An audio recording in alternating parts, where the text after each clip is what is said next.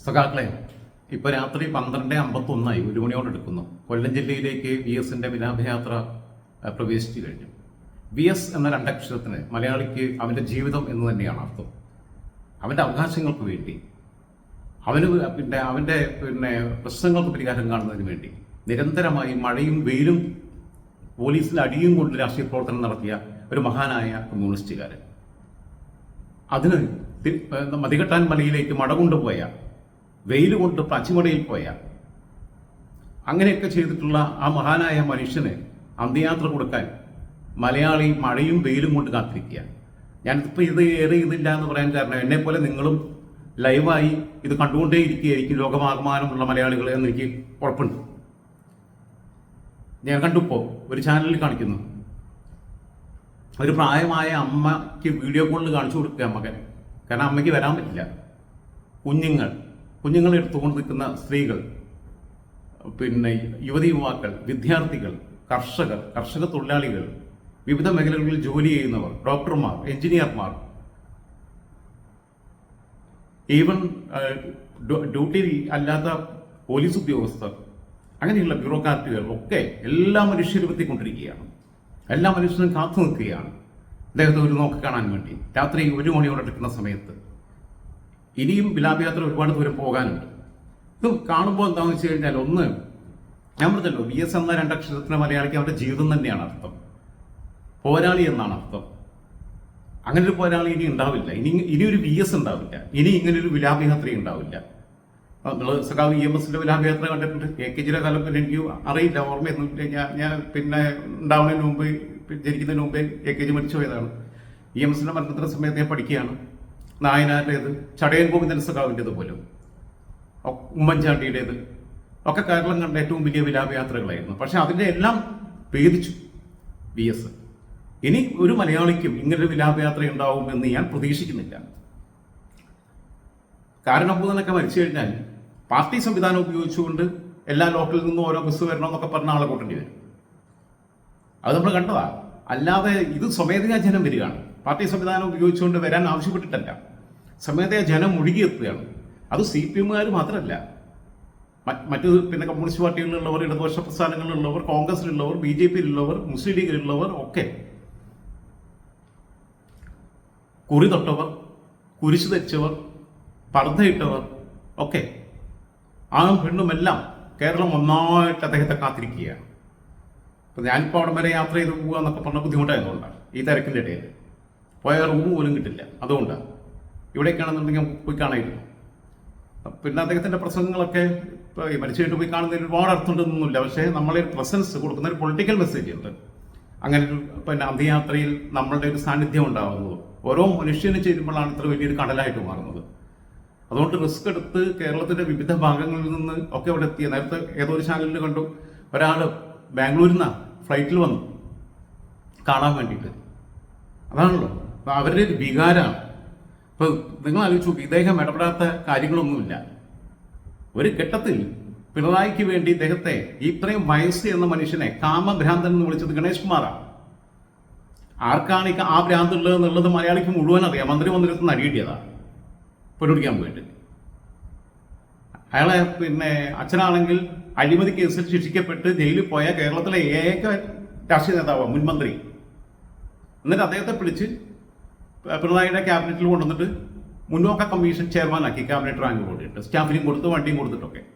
ഇതൊക്കെ ചെയ്തതാണ് പിണറായി. VS ഒരു ഫൈറ്ററായിരുന്നു. VS ഒരു പോരാളിയായിരുന്നു. വ്യക്തിയേക്കാൾ വലുതാണ് പാർട്ടി എന്ന് പറയുമ്പോൾ പാർട്ടിയേക്കാൾ വലുതാണ് പ്രത്യയശാസ്ത്രം എന്ന നിലപാടിൽ നിന്ന ആളാണ്. പൊളിറ്റിക്കൽ ഐഡിയോളജിക്കകത്ത് വെള്ളം ചേർക്കാൻ തയ്യാറാവാതിരുന്ന ആളാണ്.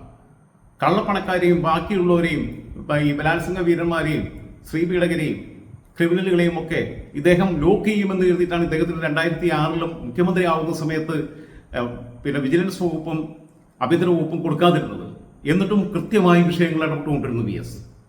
ഒരേ സമയം മുഖ്യമന്ത്രിയുടെയും പ്രതിപക്ഷ നേതാവിൻ്റെയും റോളിൽ അദ്ദേഹത്തെ മുഖ്യമന്ത്രിയായിട്ട് ഒരുപാട് ശോഭിക്കാൻ കഴിയുമെന്നുള്ള അഭിപ്രായം എനിക്കില്ല. കാരണം കയ്യും കാര്യം കെട്ടിയിട്ടിട്ടാണ് കൊണ്ടുവന്ന് അവിടെ കൊണ്ടിട്ടത്. അദ്ദേഹത്തിന് ഇഷ്ടമുള്ള സ്റ്റാഫിനെ വെക്കാൻ പറ്റുന്നില്ല, അദ്ദേഹത്തിന് ഇഷ്ടമുള്ള പ്രൈവറ്റ് സെക്രട്ടറിയെ വെക്കാൻ പറ്റുന്നില്ല, അദ്ദേഹത്തിന് ഇഷ്ടമുള്ള പൊളിറ്റിക്കൽ സെക്രട്ടറിയെ വെക്കാൻ പറ്റുന്നില്ല.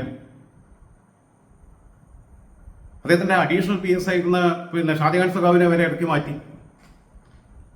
ഞാൻ ഇതിനെക്കുറിച്ച് ചാനലിനകത്ത് പറഞ്ഞിട്ടുണ്ട്. അത് പഴയകാല അനുഭവങ്ങൾ ഷാജഹാൻ സഖാവ് എന്ന് ചില ചാനലുകളിലൊക്കെ ചർച്ചയിൽ കയറി പങ്കിട്ട് ഇരിക്കുകയും ചെയ്തിട്ടുണ്ട്.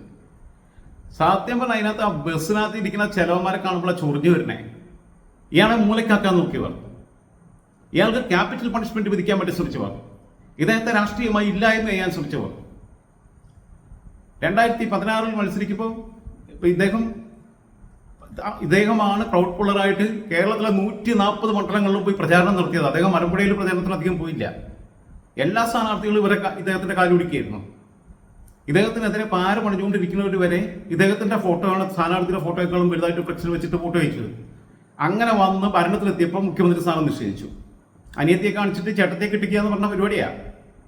അതിനകത്ത് രാഷ്ട്രീയ പൊളിറ്റിക്കലി ഇൻകറക്റ്റ് ആയതുകൊണ്ട് ഞാൻ ഇത് സ്റ്റിക്ക് ഓൺ ചെയ്ത് നിൽക്കണില്ല. പക്ഷെ അത് ചെയ്തോരാ 2006 പോലും എങ്ങനെയാ വരണേ? കാരണം ബുധൻ കാസർഗോഡ് നിന്ന് തിരുവനന്തപുരത്തേക്ക് യാത്ര നടത്തി, ക്യാപ്റ്റൻ എന്ന് പറഞ്ഞിട്ട് മുഖ്യമന്ത്രിയാവാൻ വേണ്ടി റെഡിയായിട്ട് നിന്നാ. ഇദ്ദേഹത്തിന് മലമ്പുഴയിൽ സീറ്റ് നിശ്ചയിച്ചു. പക്ഷെ അന്ന് ജനം തെരുവിലിറങ്ങി.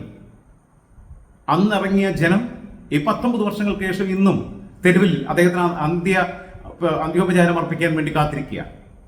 ജനമനസ്സുകൾ ഇത്രയും കീഴടക്കിയ ഒരു നേതാവ് കേരളത്തിലെ ഒരു പാർട്ടിയിലും ഉണ്ടായിട്ടില്ല. ഒരു പാർട്ടിയിലും. അത് സത്യമാണ്, യാഥാർത്ഥ്യമായിട്ട്. അതുകൊണ്ട് ബസ്സിൽ കയറി ഇങ്ങനെ ഇരിക്കുക. ഏത് ഈ പിന്നുന്ന കുത്തുന്ന പരിപാടിയൊക്കെ പണ്ട് കോൺഗ്രസ്സുകാർക്കുണ്ടെന്ന് പറഞ്ഞു കേട്ടിട്ടുണ്ട്, കൂടെ നടന്ന് കാണിച്ചു കൊടുക്കുന്നൊക്കെ.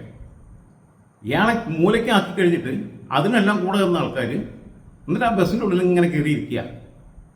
ഇവന്മാരെയൊക്കെ നല്ല നടന്മാരാണ്. എൻ്റെ അഭിപ്രായത്തിൽ സംവിധായകർ ഇവരെയൊക്കെ കാസ്റ്റ് ചെയ്യണം. നിവിൻ പോളിയേക്കാളും മമ്മൂട്ടിയേക്കാളും മോഹൻലാലിനേക്കാളും ജോജുവിനേക്കാളും ടൊവിനോയേക്കാളും ഫഹദ് ഫാസിലിനേക്കാളും ഒക്കെ മികച്ച നടന്മാരാ. ഇമാതിരി അഭിനയമൊക്കെ പറ്റും നാളില്ലാത്തവന്മാര്. നാളേക്കേട് തോന്നണവരെയൊക്കെ. ഇനിയൊരു VS ഇല്ല, ഇനിയൊരു ഇങ്ങനൊരു വിലാപയാത്ര കേരളം കാണാനും പോകുന്നില്ല. ആര് ഭരിച്ചാലും ശരി, എത്ര തലമുറകൾ കഴിഞ്ഞാലും അത് സംഭവിക്കുന്ന ഞാൻ വിശ്വസിക്കുന്നില്ല. കാരണം ഇതൊക്കെ അപൂർവമായിട്ടുള്ള ജന്മങ്ങളിലൊന്നാണ്.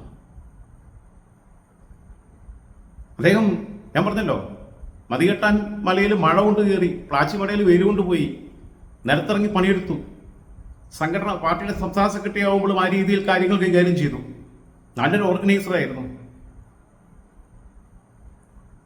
7ാം ക്ലാസ് വരെ പഠിച്ച അദ്ദേഹം ജീവിതത്തിന്റെ ധൈര്യതകളെയും യാതനകളെയും ഒക്കെ അഭിമുഖീകരിച്ച് സ്വന്തം അമ്മ വസൂരി പിടിച്ച് മരിക്കുന്നു 4 വയസ്സിൽ, അച്ഛൻ 11 വയസ്സിൽ നഷ്ടപ്പെടുന്നു. 7ാം ക്ലാസ്സിൽ പഠനം അവസാനിപ്പിച്ച് പല പണികൾക്ക് പോകുന്നു. കൃഷ്ണപിള്ളയുടെ പ്രൊഡക്റ്റാണ്. കൃഷ്ണപിള്ളയുടെ സ്കൂളിൽ പഠിച്ചതാണ്. അദ്ദേഹം രാഷ്ട്രീയം പഠിക്കുന്നത് കൃഷ്ണപിള്ളയുടെ സ്കൂളിലാണ്, അദ്ദേഹത്തിന്റെ യൂണിവേഴ്സിറ്റിയിലാണ്. അദ്ദേഹത്തെ കടത്തി കൊണ്ടുവരുന്നത് കൃഷ്ണപിള്ള എന്ന് പറഞ്ഞാൽ സമാനതകളില്ലാത്തൊരു സഖാവാണ്. ഇപ്പം ആരെയാണ് ഈ സഖാവി എന്ന് വിളിക്കാൻ പറ്റുന്നവരുള്ളൂ? ഇനി ഈ VS പോയതോട് കൂടിയിട്ട് ഇനിയിപ്പോൾ ഉള്ള നേതൃത്വത്തിൽ ഉള്ള അറിയപ്പെടുന്ന ആൾക്കാർ എന്ന് പറഞ്ഞാൽ 2 പേരുണ്ട്. ഒന്ന് PK ഗുരുദാസനും പാലോളി മുഹമ്മദ് കുട്ടി. 2 പേരും നല്ല വിശുദ്ധ കമ്മ്യൂണിസ്റ്റുകളാണ്. അങ്ങനത്തെ ഉള്ള കമ്മ്യൂണിസ്റ്റ് ജീവിതം ജീവിക്കുന്നവരാണ്. വഴിവിട്ട മാർഗത്തിൽ പൈസ ഉണ്ടാക്കാൻ പോകാറില്ല, ആരെയും ആക്രമിക്കാൻ പോകാറില്ല, ആരെയും കൊല്ലാൻ പോകാറില്ല. രാഷ്ട്രീയത്തിന്റെ പേരിൽ പറയാനുള്ള കാര്യങ്ങൾ പറയും. വിഷണറി ആയിട്ടുള്ള ലീഡേഴ്സാണ്. അതിൽ കൂടി പോയി കഴിഞ്ഞാൽ സഖാവെ എന്ന് വിളിക്കാൻ പറ്റുന്നത് ഒരൊറ്റ ജില്ലാ കമ്മിറ്റിയിലില്ല, സ്റ്റേറ്റ് കമ്മിറ്റിയിലില്ല, കേന്ദ്ര കമ്മിറ്റിയിലില്ല. ഒറ്റൊരുത്തൻ താഴെ തട്ടിൽ ബ്രാഞ്ചിലുണ്ടാവും, അല്ലെങ്കിൽ മാക്സിമം പോയ LC-യിലുണ്ടാവും കുറച്ച് പേരൊക്കെ. നാളെയെങ്കിലും ഒരു വിപ്ലവം ഉണ്ടാവും എന്നൊക്കെ പ്രതീക്ഷിച്ച് പാവപ്പെട്ടവർക്ക് എന്തെങ്കിലുമൊക്കെ ചെയ്യണം എന്ന് കരുതി ഒരു വർഗം ക്ലാസ് പൊളിറ്റിക്സിന്റെ ഭാഗമായി അത് തലക്കി പിടിച്ച് ജീവിതത്തിൽ ഒരിക്കലും AKG സെന്ററിൽ പോയി കാണാൻ ഉള്ള ട്രെയിനിന് പൈസ പോലും ഇല്ലാത്തവര് ആൾക്കാരുണ്ട് ഈ പാർട്ടിക്കകത്ത്. പക്ഷെ അവർ കൊടുക്കുന്ന പാർട്ടി ലെവിയിൽ നിന്ന്, ഫണ്ടിൽ നിന്ന് അവർ പണിയെടുത്തിട്ട് അതിന്റെ ഒരു ഓഹരി കൊടുക്കുന്നതെന്ന് ഇവന്മാരവിടെ AKG സെന്ററിൽ AC ഫ്ലാറ്റിൽ AKG സെന്ററിന്റെ അടുത്ത് ഫ്ലാറ്റിലാണ് താമസിക്കുന്നത്. ഈ സൗകര്യങ്ങളൊക്കെ അനുഭവിച്ച് ഫ്ലൈറ്റിലൊക്കെ യാത്ര ചെയ്തിട്ട് ആലോചിക്കണം. മറ്റേ മനുഷ്യന്മാർ കൂലിപ്പണി എടുത്ത് കഷ്ടപ്പെട്ട് അതിൽ നിന്ന് കിട്ടുന്നതിന് ഒരു ഓഹരി ഇവർക്ക് കൊടുത്തിട്ടാണ് അത് തിന്ന് ചീർക്കുകയാണ് ഇവരെ. അവരുടെ വീട്ടിൽ ഫാൻ ഉണ്ടാവില്ല ചിലപ്പം. AC എങ്ങനെയാണ് AC എങ്ങനെ ഉപയോഗിക്കുക എന്നുള്ളത് AC അവർ കണ്ടിട്ടുണ്ടാവും. ഇപ്പൊ എല്ലാ സ്ഥലത്തും കടകളിലുണ്ട്. അങ്ങനെയുള്ള മനുഷ്യരുണ്ട് പാവപ്പെട്ട, അവരെ സഖാവെന്ന് വിളിക്കാൻ പറ്റും. ലക്ഷക്കണക്കിന് അങ്ങനെയുള്ള സഖാക്കളുണ്ട്. ഇദ്ദേഹത്തെ ഇപ്പോൾ കാണാൻ വേണ്ടി വന്ന് ഞാൻ പറഞ്ഞില്ലേ, സ്ത്രീകൾ, കുട്ടികൾ, പിന്നെ പ്രായമായവർ എന്നൊക്കെ പറയുമ്പോൾ നിങ്ങൾ ശ്രദ്ധിക്കേണ്ട ഒരു കാര്യമുണ്ട്. അദ്ദേഹം ജനങ്ങളെ മനസ്സിൽ അത്രത്തോളം ഉണ്ടായിരുന്നു. പിണറായിക്ക് മരിച്ചു കഴിഞ്ഞാൽ എന്തായിരിക്കും സ്ഥിതി? ഇങ്ങനെ ജനം സ്വമേധയെ ഒഴുകിച്ചല്ലോ? ഇല്ല. പാർട്ടി സംവിധാനം ഉപയോഗിച്ച് കൊണ്ടുവരാൻ റെഡ് വോളണ്ടിയേഴ്സും ഒക്കെ വന്നിട്ട് അങ്ങനെ പിന്നെ കൊണ്ടുപോവുക. അതുകൊണ്ടാണല്ലോ പാലൊഴിയുടെ അത് വലിയ പിന്നെ വിലാപയാത്ര ഒഴിവാക്കിയത്. അത് പൊളിഞ്ഞാലോ എന്ന് മേടിച്ചിട്ടാണ്. പിന്നെ കാരണഭൂതനപ്പോൾ വിദേശത്തേക്ക് പോകേണ്ടതുണ്ടായിരുന്നു, ടൂർ പോകേണ്ടിയിട്ടുണ്ടായിരുന്നു. അപ്പം അതിന് നേരം വൈകുന്ന എഴുതിയിട്ടാണ് ഫ്ലൈറ്റ് നേരത്തെ ബുക്ക് ചെയ്തതാണ്. എന്തൊക്കെയാണ് ഇദ്ദേഹത്തെ പറയിപ്പിച്ചിട്ടുള്ളത്? ഇദ്ദേഹം ഈ ഞാൻ പറഞ്ഞല്ലോ, ഇപ്പം ഈ ഏതൊക്കെ വിഷയങ്ങൾ ഇടപെട്ടിട്ടുണ്ട്. മലപ്പുറം ജില്ലയിലെ പന്തല്ലൂരിൽ മനോരമ അനധികൃതമായി ഭൂമി കയ്യേറ്റം നടത്തി എന്ന് പറഞ്ഞ് ക്ഷേത്രത്തിന്റെ ദേവസ്വത്തിന്റെ പിന്നെ പറമ്പാണ് കയ്യേറി എന്ന് പറഞ്ഞ് അമ്പല കമ്മിറ്റിക്കാർ ബന്ധപ്പെട്ടപ്പം അവിടെ ചെന്നു. പന്തല്ലൂര് ഇടവണ്ണയ്ക്കടുത്തൊരു മുസ്ലിം പള്ളിയിൽ ഒരു അക്രമം ഉണ്ടായപ്പോൾ അവിടെ ചെന്നു. പത്മനാഭസ്വാമി ക്ഷേത്രത്തിലെ പിന്നെ സ്വർണശേഖരം, ആ സ്വർണശേഖരത്തിന് രാജകുടുംബം അവകാശമൊക്കെ ഉന്നയിച്ച് അവരതിൻ്റെ എല്ലാം പിന്നെ ഈ തരിയുടെ പരിപാടിയൊക്കെ നടത്തിയിട്ട് അതിൽ ശ്രമിച്ചപ്പം രാജാവും രാജ്ഞിയും പിന്നെ രാജകുമാരൊന്നും ഇപ്പം ഇല്ല, അതൊക്കെ പഴയ കാലത്ത് സ്വാതന്ത്ര്യത്തിന് മുമ്പ് എന്നാ പറഞ്ഞേ. അങ്ങനെ പറഞ്ഞു. മതം നോക്കാതെ, ജാതി നോക്കാതെ, രാഷ്ട്രീയം നോക്കാതെ നിലപാടുകൾ ഉറച്ചു നിന്ന് സാധാരണക്കാരന് വേണ്ടി പിന്നെ സംസാരിച്ച ഒരു മഹാനായ മനുഷ്യൻ. അതുകൊണ്ട് ഇദ്ദേഹത്തെ ടി.കെ. എംസനെ കൊണ്ട് കൊരങ്ങൻ ഒളിപ്പിച്ചു. അതിന് നല്ല മറുപടി കൊടുത്തു പുള്ളി. കാലം വന്ന് വിളിച്ചിട്ടും എന്താ ഗോപാല പോകാത്തെ എന്ന് പറഞ്ഞവനാണ് ഈ ഹംസ ഹംസ ഹംസ എന്ന് പറഞ്ഞു അദ്ദേഹത്തിന്റെ പതിവ് ശൈലിയെ. പിന്നെ എം എം മണി ഇദ്ദേഹത്തിന്റെ റൈറ്റ് ഹാൻഡ് ആയിരുന്നു. പക്ഷെ ഇടുക്കിയിലെ ഭൂമി കയ്യേറ്റവുമായിട്ട് ബന്ധപ്പെട്ട് മണിയുടെ സഹോദരൻ ലംബോദരനെതിരെ ആരോപണം ഉയർന്ന സമയത്ത് ഇവർ ഈ സ്ഥലങ്ങൾ സന്ദർശിക്കാൻ വേണ്ടി പോവുക. അപ്പൊ കാറിലിരിക്കുമ്പോൾ പിന്നെ ഇദ്ദേഹം പറഞ്ഞത്രേ, ആദ്യം മണിയുടെ സഹോദരന്റെ സ്ഥലമാണ് എനിക്ക് അധികം കാണുന്നത്. അങ്ങനെയാണ് തമ്മിൽ തെറ്റുന്നത്. എന്റെ സഹോദരന്റെ ഭൂമി കയ്യേറ്റം നോക്കണ്ട എന്നുള്ളതുകൊണ്ടാണ് തെറ്റണേ. ഗോപി കോട്ടമുറിക്കൽ 2006 ഇദ്ദേഹത്തിന് സീറ്റ് നിഷേധിച്ചപ്പം സംസ്ഥാന കമ്മിറ്റിക്കകത്ത് വീണ്ടും കൂടിയിട്ട് ഇത് റിവ്യൂ നടത്തുമ്പോൾ കേന്ദ്ര കമ്മിറ്റിയുടെ നിർദ്ദേശപ്രകാരം ജനം തെരുവിൽ ഇറങ്ങിയതല്ലേ. ആ സമയത്ത് അന്ന് 2006 ആ സംസ്ഥാന കമ്മിറ്റിക്കകത്ത് ഗോപി കോട്ടമുറിക്കൽ പറഞ്ഞത്, നിങ്ങൾ ഈ മനുഷ്യനെ ഈ വയസ്സുകാലത്ത് ഈ പിന്നെ ഒരു ആയുസ് മുഴുവൻ പാർട്ടിക്ക് വേണ്ടി സമർപ്പിച്ച ഒരു കമ്മ്യൂണിസ്റ്റുകാരനെ ഇങ്ങനെ നിലത്തിട്ട് ചവിട്ടരുത് എന്ന് പറഞ്ഞ് VS വേണ്ടി സംസാരിച്ചതാണ്. പക്ഷെ അദ്ദേഹത്തിനെതിരെ സ്ത്രീ വിഷയം ഉയർന്നപ്പോൾ അതൊന്നും VS നോക്കിയില്ല. പിന്നെ സൗഹൃദമൊന്നുമില്ല. ചിലരുണ്ടല്ലോ ഈ ആശ്രിത മത്സരന്മാരാണെന്നുണ്ടെങ്കിൽ അവരുടെ കൂടെ നിൽക്കണവർ എന്ത് തോന്നിയ ദിവസം കാണിച്ചാലും മൈൻഡ് ചെയ്യില്ല. അപ്പുറത്ത് ആരെങ്കിലും ചെയ്താൽ മാത്രമേ ഇടപെടുള്ളൂ. VS അങ്ങനെ ആയിരുന്നില്ല. നിലപാടുകളുടെ പേരിലാണ് അദ്ദേഹത്തിന് ശത്രുത ഉണ്ടാവുന്നത്. അക്ഷരാർത്ഥത്തിൽ പിന്നെ എന്താ പറയുക, കേരളം കണ്ട ഏറ്റവും വലിയ ഒരു സംഭവം തന്നെ ആയിട്ട് മാറുകയാണ്.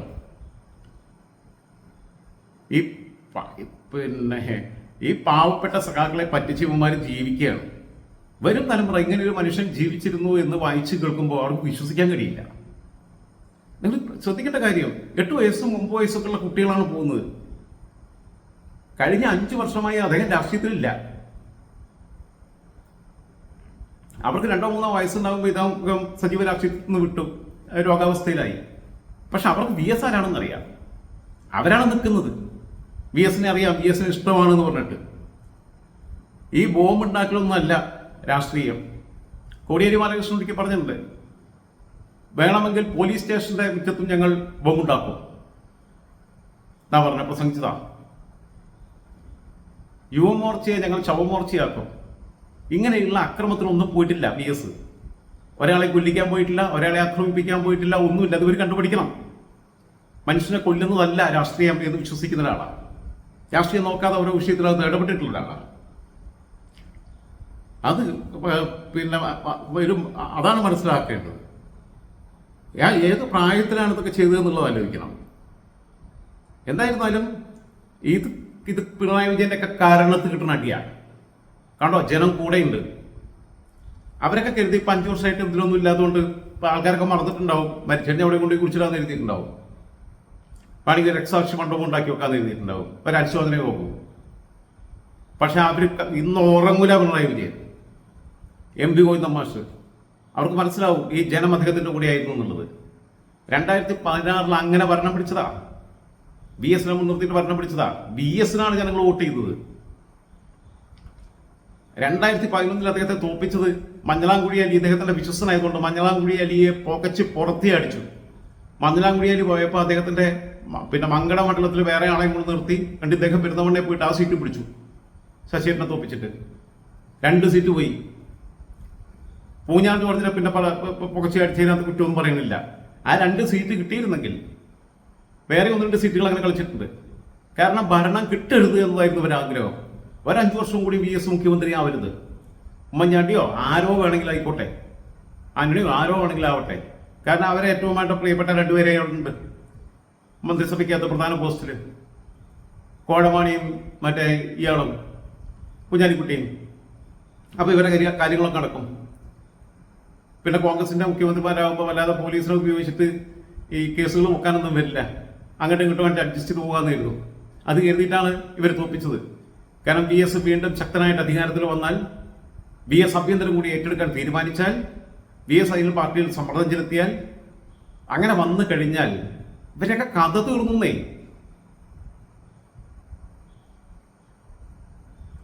പെണ്ണുകുടിയന്മാരെ തെരുവ് കൂടി നടത്തിക്കുന്നു പറഞ്ഞിട്ടുള്ളതാ VS. സമ്മതിച്ചില്ല. VSന് ആഭ്യന്തരം കൊടുത്തില്ല, വിജിലൻസ് കൊടുത്തില്ല. കാരണം ഇവർക്ക് വേണ്ടപ്പെട്ടവരാണ് ഈ സ്വഭാവമൊക്കെ നടത്തുന്നവര്. എന്തിനാണ് ഈ ഗണേശന് മന്ത്രിസ്ഥാനം കൊടുത്തത്? പുള്ളിയെ ചീത്ത പറഞ്ഞതിന്. എന്തിനാ ഹംസയെ തലയിൽ ഏറ്റി കിടക്കുന്നത്? പുള്ളിയെ ചീത്ത പറയാൻ. എന്തിനാ മണിക്ക് മന്ത്രിസ്ഥാനം കൊടുത്തത്? പുള്ളിയുടെ 3-4 പരിപാടി പൊളിക്കാൻ പോയായിരുന്നു. അതിന് വേണ്ടി കൊടുത്ത പ്രത്യുപകാരം, അല്ലാതെ മെറിറ്റ് കിട്ടുന്നല്ല. ഇതൊക്കെയാണ് സ്ഥിതി. ഇതൊക്കെയാണ് ഈ പാർട്ടിക്കകത്ത് വലിയ പിന്നെ തിരുത്തൽ ശക്തിയായിട്ട് ജനങ്ങൾ മാറുകയാണ്. പാർട്ടിക്കകത്തുനിന്നുള്ളതല്ല, പൊതുസമൂഹത്തിൽ തന്നെ ജനം പിണറായി വിജയന്റെ കരണത്ത് അക്ഷരാർത്ഥത്തിൽ മാറി മാറി അടിക്കുകയാണ് ഈ കണ്ണേക്കരലെ VS എന്ന മുദ്രാവാക്യങ്ങളിലൂടെ. നിങ്ങൾ ചവിട്ടി മൂലയ്ക്കാക്കാൻ നോക്കി, നിങ്ങളെ വളർത്തിക്കൊണ്ടിട്ട് പിണറായിയെ സംസ്ഥാന സെക്രട്ടേറിയറ്റ് എടുപ്പിക്കുന്നത് VS, സംസ്ഥാന മന്ത്രിയാക്കുന്നത് VS, സംസ്ഥാന സെക്രട്ടറി ആക്കുന്നത് VS, PBയിൽ കൊണ്ടിരുന്നത് VS, കോടിയേരിയെ വളർത്തിക്കൊള്ളുന്നത് VS. എന്നിട്ട് പണി കൊടുത്തു. അപ്പൊ ജനങ്ങൾക്ക് ഓർമ്മശക്തി ഇല്ല എന്നൊന്നും കരുതണ്ട. മനുഷ്യന് നല്ല ഓർമ്മശക്തിയുണ്ട്. പിന്നെ കേരളം കണ്ട എക്കാലത്തെയും സമാനതകളില്ലാത്ത വിലാപയാത്രയ്ക്കാണ് കേരളം ഇപ്പോൾ സാക്ഷ്യം വഹിച്ചുകൊണ്ടിരിക്കുന്നത്. പാതിരാത്രിയിൽ ഉറങ്ങാതിരുന്ന മനുഷ്യർ, വിവിധ ജോലികൾ ചെയ്യുന്നവർ, പാവപ്പെട്ടവർ, പൈസയുള്ളവർ എല്ലാവരും ഉണ്ട്.